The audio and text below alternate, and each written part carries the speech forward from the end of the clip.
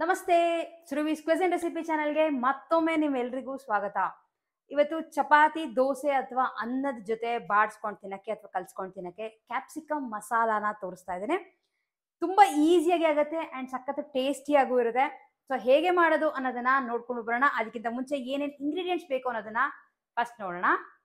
3 ಕ್ಯಾಪ್ಸಿಕಮ್ನ hole ತರ ಹೆಚ್ಚಿಟ್ಕೊಂಡಿದ್ದೇನೆ. 1 spoon ಅಷ್ಟು ಜೀರಿಗೆ, ಒಂದು ಸ್ವಲ್ಪ ಬೆಳ್ಳುಳ್ಳಿ ಹಾಗೆ ಶುಂಠಿ, ಈರುಳ್ಳಿ 2 ತಗೊಂಡಿದ್ದೀನಿ, ಹಾಗೆ ಒಂದು 4ರಿಂದ 5 ಹಸಿ ಮೆಣಸಿನ್ಕಾಯಿ, 2 ದೊಡ್ಡ ದೊಡ್ಡ ಟೊಮ್ಯಾಟೊನ ಕಟ್ ಮಾಡಿ ಇಟ್ಕೊಂಡಿದ್ದೀನಿ, ಒಂದು ಸ್ವಲ್ಪ ಹಸಿ ಕೊಬ್ಬರಿ, ಕೊತ್ತಂಬರಿ ಸೊಪ್ಪು, ಮಸಾಲಾ ಪುಡಿಗಳಿಗೆ ತಗೊಂಡಿರೋದು ಸ್ವಲ್ಪ ಗರಂ ಮಸಾಲ, ಮೆಣಸಿನ ಪುಡಿ ಪೆಪ್ಪರ್ ಪೌಡರು, ಜೀರಿಗೆ ಪುಡಿ, ಹಾಗೆ ಕೊತ್ತಂಬರಿ ಬೀಜದ ಪುಡಿ, ಮಾಡಕ್ಕೆ ಸ್ವಲ್ಪ ಎಣ್ಣೆ, ರುಚಿಗೆ ತಕ್ಕಷ್ಟು ಕಲ್ಲುಪ್ಪು, ಒಂದು ಅರ್ಧ ಸ್ಪೂನ್ ಅಷ್ಟು ಬೆಲ್ಲ ತಗೊಂಡಿದ್ದೀನಿ, ಬೇಕಿದ್ರೆ ಸಕ್ಕರೆ ತಗೋಬಹುದು, ಹಾಗೆ 2 ಪೀಸ್ ಚಕ್ಕೆ ಮತ್ತೆ ಒಂದು 4-5 ಲವಂಗ.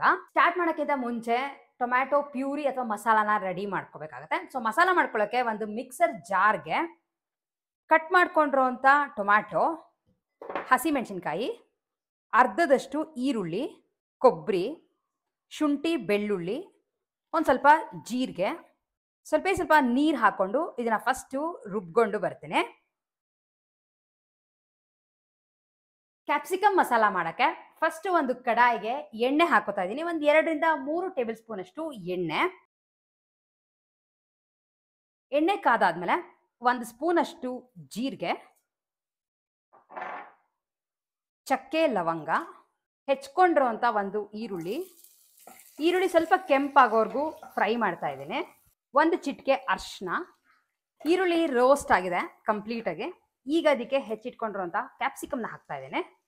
ಒಂದು 2 ನಿಮಿಷದಷ್ಟು ಇದನ್ನ ಫ್ರೈ ಮಾಡಿದ್ರೆ ಕ್ಯಾಪ್ಸಿಕಮ್ ರೋಸ್ಟ್ ಆಗುತ್ತೆ ಕ್ಲೀನಾಗಿ. ಕ್ಯಾಪ್ಸಿಕಮ್ ಆಲ್ಮೋಸ್ಟ್ ಫ್ರೈ ಆಗಿದೆ. ಈಗ ಇದಕ್ಕೆ ರೆಡಿ ಮಾಡ್ಕೊಂಡಿರೋಂಥ ಪೇಸ್ಟ್ ಅಥವಾ ಮಸಾಲಾನ ಹಾಕೋತಾ ಇದ್ದೇನೆ. ನೀವು ಮಸಾಲಾಗೆ ಗಟ್ಟಿ ಬರಬೇಕು ಅಂತ ಇದ್ರೆ ಗೋಡಂಬಿ ಸಹ ಹಾಕೋಬಹುದು. ಮಿಕ್ಸಿನ ತೊಳ್ಕೊಂಡು ಸ್ವಲ್ಪ ನೀರನ್ನ ಆ್ಯಡ್ ಮಾಡ್ತಾ ಇದ್ದೀನಿ. ರುಚಿಗೆ ತಕ್ಕಷ್ಟು ಕಲ್ಲುಪ್ಪು, ಹಾಗೆ ಒಂದು ಅರ್ಧ ಸ್ಪೂನ್ ಅಷ್ಟು ಬೆಲ್ಲ ಹಾಕ್ತಾ ಇದ್ದೀನಿ. ನೀವು ಬೇಕಿದ್ರೆ ಸಕ್ಕರೆ ಹಾಕೋಬಹುದು.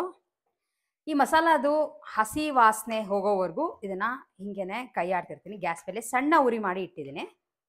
ಕುದಿಯೋಕ್ಕೆ ಶುರುವಾಗಿದೆ. ಫಸ್ಟ್ ಹಾಕೋತಿರೋದು ಧನಿಯಾ ಪುಡಿ, ಸ್ವಲ್ಪ ಜೀರಿಗೆ ಪುಡಿ, ಗರಂ ಮಸಾಲ,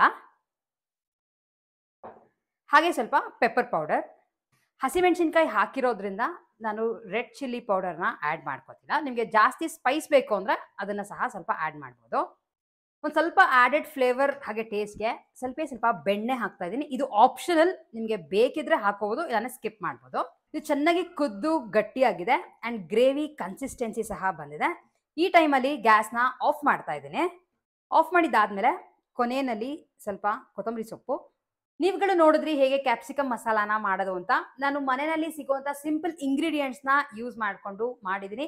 ಚಪಾತಿಗೆ ತುಂಬ ಚೆನ್ನಾಗಿದೆ. ಚಪಾತಿ ಅಥವಾ ರೊಟ್ಟಿಗೆ, ಅನ್ನ, ದೋಸೆ ಎಲ್ಲದಕ್ಕೂ ತುಂಬ ಚೆನ್ನಾಗಿರುತ್ತೆ. ಟ್ರೈ ಮಾಡಿ ನೋಡಿ ಒಂದ್ಸಲ. ಇವತ್ತಿನ ನಮ್ಮ ರೆಸಿಪಿ ಇಷ್ಟ ಆಗಿದ್ರೆ ವಿಡಿಯೋನ ಲೈಕ್ ಮಾಡಿ, ಹಾಗೆಯೇ ಫ್ರೆಂಡ್ಸ್ ಆ್ಯಂಡ್ ಫ್ಯಾಮಿಲಿ ಜೊತೆ ಈ ರೆಸಿಪಿನ ಶೇರ್ ಮಾಡಿ. ಹಾಗೆ ಇನ್ನು ಯಾರ್ಯಾರು ನಮ್ಮ ಚಾನಲ್ ಸುರಭೀಸ್ ಕ್ವಿಝನ್ನ ಸಬ್ಸ್ಕ್ರೈಬ್ ಮಾಡ್ದಂಗೆ ನೋಡ್ತಿದ್ರೋ ಫಸ್ಟ್ ಹೋಗಿ ಸಬ್ಸ್ಕ್ರೈಬ್ ಮಾಡಿ. ಪಕ್ಕದಲ್ಲಿ ಒಂದು ಬೆಲ್ ಐಕಾನ್ ಪ್ರೆಸ್ ಮಾಡಿದ್ರೆ ಯಾವುದೇ ವಿಡಿಯೋಗಳು ಹಾಕಿದ್ರು ನಿಮ್ಗಳಿಗೂ ನೋಟಿಫಿಕೇಶನ್ಸ್ ಬರುತ್ತೆ. ಅಂಡ್ ನೀವು ಯಾವುದೇ ರೆಸಿಪೀಸ್ ಬೇಕಿದ್ರು ನೋಡ್ಬೋದು.